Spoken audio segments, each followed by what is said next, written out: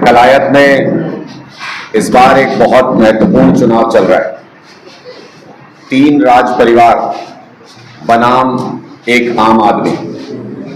पूरे कलायत में चुनाव में इस वक्त ये चर्चा का विषय है कि 3 राज परिवार जिनके बीच में कलायत पिछले 30 साल से उलझा हुआ है, बार बार घूम फिर के वही 3 परिवार सामने आते हैं और कलायत का कुछ भी भला नहीं कर पाए, कुछ भी काम नहीं कर पाए।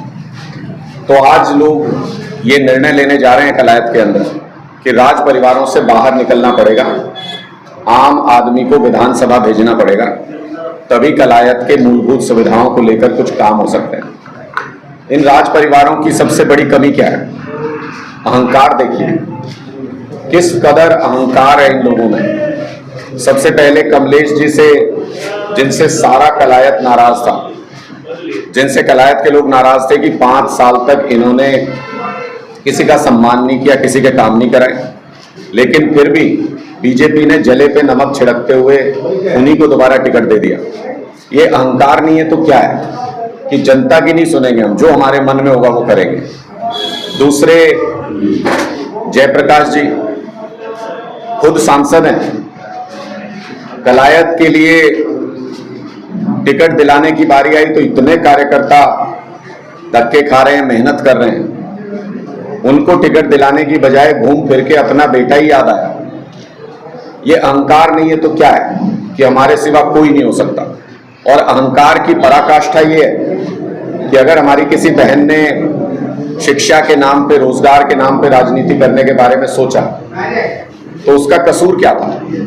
उसका कसूर तो सिर्फ इतना ही है ना कि वो एक आम परिवार से आती है। उसका कसूर तो सिर्फ यही है ना कि वो शिक्षा और रोजगार के बारे में बात करके राजनीति करना चाहती है। क्या उसने टिकट मांग ली एक पार्टी में, क्या ये उसका कसूर हो गया? ये तो अधिकार है, लोकतांत्रिक अधिकार है सभी का कि वो चुनाव की तैयारी करें। लेकिन जिस तरह की भद्दी भाषा का प्रयोग किया गया उनके लिए, बहन बेटियों के लिए इस तरह की भाषा को बर्दाश्त नहीं किया जा सकता। इस बात का रोष पूरे कलायत में 36 बिरादरी में है कि आज किसी की बहन बेटी के बारे में बोला है, कल को हमारी बहन बेटी के बारे में बोलेंगे, परसों किसी और की बहन बेटी के बारे में बोलेंगे, और कोई अफसोस नहीं उनको इस बात का। ये अहंकार नहीं है तो क्या है? एक बार माफी तक नहीं मांगी गई। अहंकार की पराकाष्ठा है। और कल तो इस अहंकार की इंतहा हो गई। बुजुर्गों का हम सम्मान करते हैं, बुजुर्ग हमारे लिए पूजनीय हैं। कल एक व्यापारी, एक बुजुर्ग मंच पर मौजूद थे, उनको जयप्रकाश जी ने लात मार दी। कैमरे के ऊपर रिकॉर्ड हो रहा है। बुजुर्गों का सम्मान करना चाहिए, उनके पैर छूने चाहिए या उनको लात मारनी चाहिए? मुझे लगता है कि इस अहंकार को तोड़ने का समय आ गया है। मैं कलायत के लोगों से ये अपील करता हूं कि इस अहंकार को इस बार नेस्तो नाबूद कर दीजिए। इनको ये समझाइए कि अगर हमारी बहन बेटियों, अगर हमारे बुजुर्गों का सम्मान कोई नहीं करेगा, अगर कोई उनका अपमान करेगा, तिरस्कार करेगा, तो उसकी ऐसी हालत चुनाव के अंदर करेंगे कि दोबारा कभी राजनीति में इस तरीके की गलती करने की कोशिश भी नहीं करेंगे। कलायत के लोगों के हाथ में बहुत बड़ा निर्णय है। कलायत के लोग इस बार हरियाणा की राजनीति का भविष्य तय कर सकते हैं। हम लोगों का एक प्रयास है कि ये जो इलाका पूरा सबसे पिछड़ा रह गया, इसकी लड़ाई को लड़ रहे हैं, मूलभूत सुविधाओं की लड़ाई को लड़ रहे हैं। कलायत में कभी कोई अस्पताल नहीं बना, कभी कोई अच्छे स्कूल नहीं बने, कभी कोई फैक्ट्री कंपनी नहीं आई जहां हमारे बच्चे रोजगार कर सके। हर गांव की हालत, गंदा पानी गलियों में बहता रहता है, पीने का पानी पहुंचता नहीं है कहीं तक भी। ये सारी मूलभूत समस्याएं हैं जिनके बिना आदमी जिंदा नहीं रह सकता, वो चीजें हैं। इनके ऊपर किसी ने कोई काम नहीं किया। अपने अहंकार में, अपने पैसे के दम पर चुनाव लड़ना चाहते हैं। आज पूरे कलायत में ये चर्चा है, कोई लोकल आदमी नहीं जुड़ना चाहता अब इनके साथ, क्योंकि बहुत सारे वर्कर, तो बुजुर्ग वर्कर, मेरे से ही बात हुई, उन्होंने कहा जी 20-30 साल तो हो गए इनको सलाम ठोकते, अब इनके बच्चों को सलाम ठोकेंगे क्या? ये भावना पूरे कलायत के वर्कर्स के अंदर में है और कोई इनसे स्थानीय वर्कर नहीं जुड़ना चाहता। जिस सभा में जाते हैं, जहां गाड़ियां लेके जाते हैं, गाड़ियां लेके उसमें बाहर के लोगों को भर के काफिले निकाल के, इससे कलायत का क्या भला होने वाला है? इससे कलायत में क्या बदलाव आने वाला है? अगर आपकी भावनाओं के साथ कलायत का वर्कर नहीं जुड़ा, कलायत के गांव का व्यक्ति नहीं जुड़ा, तो फिर ऐसे चुनाव में अगर आपको लगता है कि आप कहीं से भी कहीं हिस्सेदारी कर सकते हैं, कोई मुकाबला कर सकते हैं, तो मुझे लगता है ये कलायत के स्वाभिमान को ललकारने जैसा है। कलायत के लोगों ने तय किया है, ये लड़ाई हमारे स्वाभिमान की लड़ाई है। इस बार इस अहंकारी व्यक्ति को जवाब देंगे, इस बार भारतीय जनता पार्टी के अहंकार को जवाब देंगे और कलायत में एक नई राजनीति की शुरुआत करेंगे। एक बुलंद आवाज को हरियाणा की विधानसभा में भेजेंगे। ऐसा मैसेज कलायत के हर गांव, हर गली से क्यों नहीं टकराएंगे? ये पूरा इलाका हमारा है, ये कलायत हमारा है, यहाँ हमारे लोग रहते हैं, इनको बर्बाद होने दें। 30 साल हो गए इनको मौका देते देते, कितने मौके और चाहिए? अगर ये विधायक बन के कलायत का कुछ भला कर सकते तो तीनों को तो एक एक बार मौका मिला ही हुआ है, कर देते जो भला करना था। और जो एक बार में नहीं कर पाया वो आगे भी कर देगा, इस बात की क्या गारंटी है? इसलिए लोगों के बीच में इस बार चर्चा का विषय ये है कि बाकी सबको तो मौका देके देख लिया, कुछ भी नहीं बदला कलायत में, तो इस बार नए व्यक्ति को मौका देकर के देखते हैं। इस बार उस विचारधारा को मौका देके देखते हैं जिसने दिल्ली और पंजाब में शक्लो सूरत बदल दी, मूलभूत सुविधाओं का पैरामीटर्स बदल दिए, पैमाने बदल दिए। लोगों के बीच में चर्चा यह है कि राज परिवारों से कलायत नहीं बनने वाला है, आम घरों के लोगों को जोड़ के कलायत बनता है। उनकी मुसीबतों, उनकी मुश्किलों पे काम करने से कलायत का उद्धार होगा। ये अब लोगों के बीच में चर्चा है और मैं भी उनके बीच में वादा करके आता हूं हर जगह पे कि 24 घंटे 5 साल आपके बीच में उपलब्ध रहूंगा, तभी काम हो पाएंगे कलायत के लोगों के। ऐसे काम नहीं हो पाएंगे कि यहां से वोट लिया सीधे दिल्ली, यहां से वोट लिया सीधे चंडीगढ़, यहां से वोट लिया सीधे हिसार। ऐसे काम नहीं हो पाएंगे। कलायत में डट के यहाँ लोगों के साथ कंधे से कंधा मिला के जुड़ के काम करना पड़ेगा, तब जाके यहाँ काम। किसी भी गाँव में चले जाओ, 70% युवा आपको इसी वेशभूषा में नजर आएंगे। मैं राजनीति में आऊं और अपने कपड़े बदलूं, ये मुझे स्वीकार नहीं है। कपड़े बदल के कभी भी भला नहीं हो सकता है, आपको अपने विचार बदलने पड़ेंगे। विचारों की लड़ाई है राजनीति। हमारे विचार बहुत स्पष्ट हैं कि हम लोगों के मुद्दों के ऊपर काम करना चाहते हैं, जन भावना के अनुरूप लोगों की सेवा करना चाहते हैं। इसमें मुझे याद आता है स्वामी विवेकानंद जी ने यूएस में एक बार गए हुए थे, तो उनसे यही बात कही थी किसी व्यक्ति ने कि जी आप कैसे सिलवट वाले कपड़े, आपके इस तरीके से कोई क्रीज नहीं है, कैसे कपड़े आप लोग पहनते हो ढीले ढाले से। उन्होंने कहा कि भारत में हमारे व्यक्तित्व की पहचान कपड़ों से नहीं होती है, किसी व्यक्ति की पहचान कपड़ों से नहीं होती है, बल्कि उसके व्यक्तित्व से, उसके चरित्र से होती है। तो मुझे लगता है कि अगर चरित्र सही है और अगर व्यक्तित्व सही है, लोगों की सेवा करने की भावना है, तो कपड़े ज्यादा मैटर नहीं करते। मैं तो कह ही रहा हूँ, तीनों राज परिवार के सपने में आजकल आम आदमी घूम रहा है। तीनों राज परिवारों के सपने में आजकल हम ही घूम रहे हैं, और इसलिए घूम रहे हैं क्योंकि हमने मुद्दों पे बात कर दी। आप नेताजी के बेटे से कहीं ये पूछो कि कलायत के मुद्दे क्या हैं, कितने लोगों से मिले हैं, कितने लोगों को झुक के प्रणाम किया है, कितने लोगों की बातें सुन के उनको स्वीकार किया है। जिसको मुद्दों की समझ नहीं है, मैंने कई बार कहता हूं कि वो राजनीति मजबूरी में कर रहे हैं। मजबूरी क्या है कि राजनीति के अलावा कुछ और नहीं आता। किसी स्कूल में पढ़ा सकते हो, किसी कंपनी में नौकरी कर सकते हो, कहीं कोई काम धंधा कर सकते हो, कुछ नहीं आता राजनीति के अलावा। बाप दादा से यही सीखिए, वही कर रहे हैं। हम मजबूरी में राजनीति नहीं कर रहे, हम मर्जी से राजनीति कर रहे हैं। अपने अपने काम धंधे छोड़ के आए हैं। आम आदमी पार्टी में ज्यादातर लोग अपने काम धंधे छोड़ के आए हैं और हम मर्जी से राजनीति कर रहे हैं। इसलिए मर्जी से जब काम करते हो तो खुशी खुशी करते हो, 24 घंटे करते हो, वो फलता भी है। इसलिए ये मर्जी और मजबूरी की राजनीति के बीच का अंतर है। ये नेताजी के सुपुत्र जितनी जल्दी समझ ले उतना। मैं बिल्कुल स्वीकार करता हूँ, ये दोनों ही बातें हैं। इसमें हम लोग संघर्ष करने के लिए निकले हैं और वो संघर्ष की आग आपको हमारी बातों में भी, हमारी आंखों में भी हमेशा नजर आएगी। लेकिन एक दुख भी है इस बात का, आंखें गीली भी इसलिए हैं कि एक दुख है इस बात का कि हमारे इलाके के युवा किसान बर्बाद होते जा रहे हैं। गांव के गांव विदेशों में शिफ्ट हो रहे हैं, युवा सारे विदेश चले गए, बुजुर्ग गांव में रह गए। मैं तो हमेशा कहता हूं कल को कोई अत्याचारी सरकार आई जैसे पिछले 10 साल रही है, और कल को बिजली के मीटर उखाड़ने आ जाएं, कल को आपकी जमीन पे कब्जा करने आ जाएं, कल को कुर्की करने आ जाएं, तो बुजुर्ग तो बेचारे विरोध भी नहीं कर सकते। उनके ऊपर जब लाठियां चलेंगी, उन लाठियों को रोकने वाले युवा हाथ ही नहीं होंगे। इतनी बर्बादी की कगार पे हमारा ये पूरा इलाका पहुंच चुका है। इसलिए इसके लिए संघर्ष करने के लिए मैदान में है, और ये संघर्ष अनवरत जारी रहेगा जब तक इस इलाके में काम नहीं होते। हमने अपनी 5 गारंटी लागू कर दी है, जारी कर दी है, उनको लागू करने के लिए संघर्ष कर रहे हैं। 5 गारंटी का मतलब 24 घंटे बिजली देंगे, मुफ्त बिजली देंगे, अच्छे अस्पताल बनाएंगे, शानदार इलाज मुफ्त में कराएंगे, अच्छे स्कूल बनाएंगे, गरीब और अफसर का बच्चा एक बेंच पे बैठ के पढ़े, ये हमारा सपना है। चौथी गारंटी है कि महिलाओं को 1-1 हज़ार रुपए की सम्मान राशि देंगे। घर में अगर माँ, बेटी, बहू 3 महिलाएं हैं तो 3,000 रुपये सम्मान राशि देंगे। और 5वीं गारंटी है कि हर युवा को रोजगार देंगे। जैसे दिल्ली में 12 लाख नौकरियां दी हमने अपनी सरकार में, और पंजाब में 4 लाख नौकरी अब तक उपलब्ध करा चुके हैं युवाओं के लिए। ये 5 गारंटियों पे चुनाव लड़ रहे हैं। लोग कहते हैं मुद्दे तो हजारों हैं हरियाणा के अंदर। मैं उनको बार बार यही समझाता हूँ, मैनिफेस्टो तो डिटेल में आ जाएगा, लेकिन हम उनको बार बार ये समझाते हैं कि घर तो लाखों ईंटों से बनता है, लेकिन घर मजबूत होगा कि नहीं ये उन लाखों ईंटों से तय नहीं होता। ये तय होता है कि घर की नींव मजबूत है या नहीं। हरियाणा के सुनहरे भविष्य की नींव है ये केजरीवाल जी की 5 गारंटी। और मैं बहुत स्पष्ट तौर पे कहना चाहता हूँ, आम आदमी पार्टी 90 की 90 विधानसभा सीटों पर पूरी ताकत से चुनाव लड़ रही है। धीरे धीरे चुनाव का रुख पूरी तरह से घूमता जा रहा है। जो कल तक कह रहे थे हमारी हवा है, आजकल उनकी हवा गुम है, आजकल उनकी सिट्टी पिट्टी गुम है। और पूरा चुनाव आम आदमी पार्टी के तीसरा विकल्प मौजूद होने की वजह से पूरा चुनाव बीच में अटक गया है। लोगों को फाइनल निर्णय करना है। मैं लोगों का आह्वान करता हूं कि आपको ऐसा मौका नहीं मिलेगा।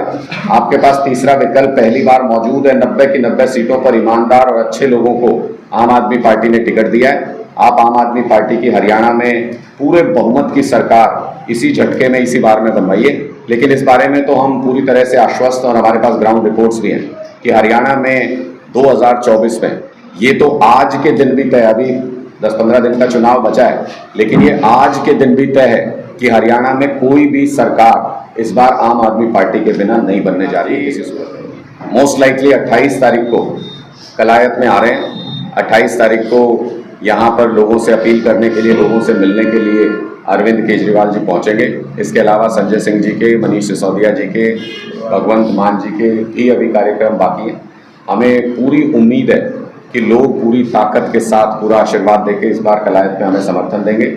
हम इस लड़ाई को उस मुकाम तक ले जाना चाहते हैं कि 3 राज परिवार 50% में और 1 आम आदमी 50%। मैनिफेस्टो उठा के देख लो किसी भी पार्टी का। बीजेपी के मैनिफेस्टो में पहला पॉइंट क्या है? किसको दे रहे हैं 2000 कर? तो 10 साल तक हमने हाथ पकड़ रखे थे उनके, या हमने बीजेपी वालों को पीछे खींच रखा था कि देना मत बिल्कुल भी। 10 साल थे बीजेपी के पास करने के लिए। उनके मैनिफेस्टो के कोई मायने नहीं है, उनके मैनिफेस्टो का कोई मतलब नहीं है। वो सिर्फ रद्दी का एक टुकड़ा है। अगर उनको कुछ भी करना होता, 10 साल का उनको मौका मिला था, वो कर सकते थे। कांग्रेस का मैनिफेस्टो पूरी तरह से, कांग्रेस की गारंटी कह लीजिए, पॉइंट्स कह लीजिए, मैनिफेस्टो कह लीजिए, वो पूरी तरह से आम आदमी पार्टी का कॉपी पेस्ट है। लोग चर्चा कर रहे हैं गांव-गांव में कि अगर हमको यही बातें करवानी है, अगर हमको यही गारंटी करानी है, तो फिर हम मूल कॉपी नहीं लेंगे, हम फोटो कॉपी क्यों लेंगे? जब आपके पास असली मौजूद है तो आप फोटो कॉपी क्यों लेंगे?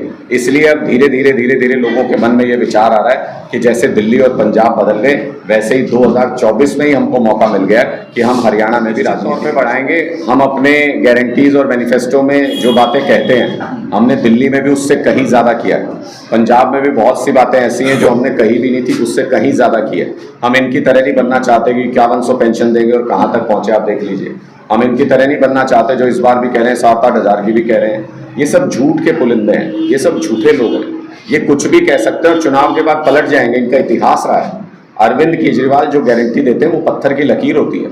और बुजुर्गों के लिए तो अरविंद केजरीवाल जी ने दिल्ली और पंजाब के अंदर जितना सोचा है, मतलब जो गांव में मोहल्ला क्लिनिक बनता है, गांव क्लिनिक बनता है, वो उसकी सबसे ज़्यादा सेवाएं बुजुर्गों को मिलती हैं। बड़ी उम्र में आप दूर भी नहीं जा सकते इलाज कराने के लिए। अगर कोई परेशानी होती है, आपके घर के पड़ोस में आपका इलाज होता है, मुफ्त इलाज होता है। जो तीर्थ यात्रा योजना, फ्री तीर्थ यात्रा योजना हम लेके आए, उसका सबसे ज़्यादा लाभ बुजुर्गों को मिलता है। मैं इस बात के पूरी तरह से हक में हूँ और आम आदमी पार्टी का भी ये विचार है कि बुजुर्गों की पेंशन ऐसी होनी चाहिए कि वो सम्मानजनक तरीके से अपनी ज़िंदगी जी सके। उसके लिए जो भी प्रयास किया जाना चाहिए वो हम करेंगे और पूरी ताकत से करेंगे। उसके लिए हमें इन झूठों की फौज से कंपैरिजन करने की ज़रूरत नहीं है। जिस दिन आम आदमी पार्टी को मौका मिला, बुजुर्गों को सारी मूलभूत सुविधाएं भी मुफ्त में मिलेंगी और उनको सम्मानजनक भी मिलेंगी। पंजाब में हमने पिछले 2 साल में 50,000 सरकारी नौकरी दी है, लेकिन 3.5 लाख प्राइवेट नौकरी दी है, 4 लाख नौकरी। दिल्ली के अंदर हमने करीब 2 लाख सरकारी नौकरियों के साथ 10 लाख प्राइवेट रोजगार पैदा किए। मैं तो कई बार कहता हूँ भाई हमारे अंदर कांटे थोड़ी लगे हैं। कलायत में यहाँ कोई फैक्ट्री नहीं हो सकती क्या? यहाँ कोई कंपनी नहीं आ सकती क्या बड़ी? यहाँ कोई बड़ा प्रोजेक्ट नहीं आ सकता क्या? किसी ने सोचा ही नहीं कभी। हमारे बच्चे उसमें रोजगार कर सकते हैं। कोई बड़ा बिजनेस अगर इधर आए तो हमारे बच्चे उसमें रोजगार कर सकते हैं। इन्होंने कभी सोचा ही नहीं, इनकी सोच जाती नहीं। सब लोग हमारे संपर्क में जो भी कलायत का भला चाहते हैं और जो भी कलायत की मूलभूत सुविधाओं के लिए संघर्ष करना चाहते हैं, मैंने पहले भी कहा था और बहुत ओपन प्लेटफॉर्म पे कहा था, उसके बाद कई लोगों ने संपर्क साधा है। मैंने पहले भी कहा था कि सबका अपना विजन है। जो भी चुनाव लड़ना चाहता है वो सोचता है कि मैं कलायत के लिए ये अच्छा काम करूंगा या ये अच्छा काम करूंगी। वो सारे अच्छे काम अभी भी किए जा सकते हैं। हम सबको आमंत्रित करते हैं, आइए इकट्ठे मिलके। ये लड़ाई कोई टिकट की, विधायक बनने की, मंत्री बनने की थोड़ी है। ये लड़ाई कलायत में मूलभूत बदलाव लाने की, ये लड़ाई कलायत में सुविधाएं उपलब्ध कराने की। जिसने भी जो सोच रखा है कलायत के बारे में, आइए मिलके उस विजन पे काम करते हैं। जिसका विजन होगा उसी को क्रेडिट देंगे, उसी को आगे रख के पूरे सम्मान के साथ वो काम कराऊंगा। इसलिए सबको आमंत्रित मैंने पहले भी किया था। कुछ साथी जो संपर्क में नहीं भी है, मैं उनको फिर आमंत्रित करता हूं कि ये साझी लड़ाई है, ये पूरे कलायत की लड़ाई है, राज परिवारों के खिलाफ लड़ाई है। आइए एकजुट होके इस लड़ाई को लड़ते हैं, इस संघर्ष को आगे बढ़ाते हैं। अहंकारी लोगों को उनकी सही आपने जीत पे भी तो झाड़ू भी दुआ लिया, ये सपनों में आते उनको डराने के लिए कोई यहाँ जो बदजुबानी करते हैं। जैसे दो काम है झाड़ू के। एक काम तो है कि घर साफ कर लो, गली साफ कर लो, शहर साफ कर लो, हरियाणा की राजनीति साफ कर लो। और दूसरा काम, अगर किसी के सर पे अहंकार का भूत सवार हो जाए तो भूत कैसे उतारा जाता है? बस वो झाड़ू उल्टी करके भूत उतार देते हैं। आप लोगों ने तो गांव-गांव में देखा होगा कैसे भूत उतारा जाता है। तो भूत उतारने के काम भी आती है झाड़ू। सब इलाज हैं झाड़ू के पास, सबका इलाज समय समय पे करेंगे। ये जनता का सिंबल है। हम सिर्फ सिंबल देते हैं, हम कोई चुनाव में कोई अहंकार नहीं है, हमारी कोई हवा नहीं है, हमारा कोई वोट नहीं है।